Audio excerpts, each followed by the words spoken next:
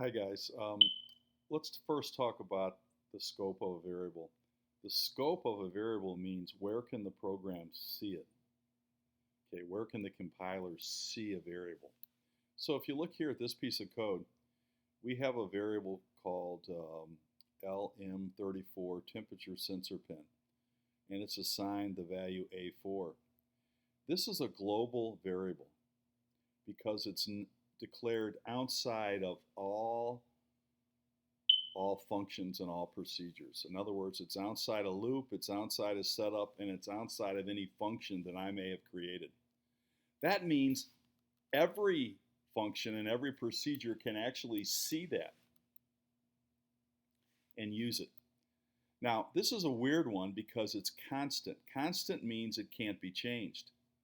So you don't have to worry about it being changed in loop or setup or any function that you write, okay, because it's a constant. If it wasn't a constant, if it was not a constant, it could be seen inside, seen and changed from anywhere in your code. So global variables are things that we try to stay away from, okay, because they can be inadvertently changed. Okay, so that's a global variable. In this case, honestly, it's a global constant variable, which can't be changed. But if it wasn't a constant, it could be changed. Okay, so anything you declare outside of setup, outside of loop, and outside of any of your user-defined functions is considered global. Okay, now here's an example of a variable, raw temperature reading, that was declared inside this function.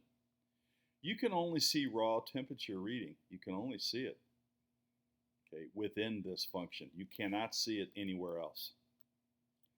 If you create a variable inside setup or inside loop, you can only see it within setup or within loop, wherever you created it. That's called a local variable. Okay. A prototype is really a function header put above at the top of your program. You know how you have to declare a variable before you use it? Well, in theory, you have to declare a function before you use it, and you put it at the top of your program. Well, what is a prototype? Honestly, it's the function header with a semicolon. So let me give you an example. Okay, you see this here? This is the header of a function with a semicolon, and it's placed at the top of your program above setup. That's a prototype. What's it do?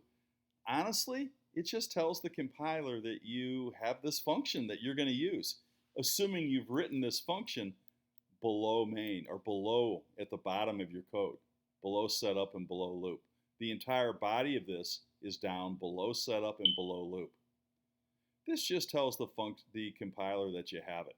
It's your function header with a semicolon here.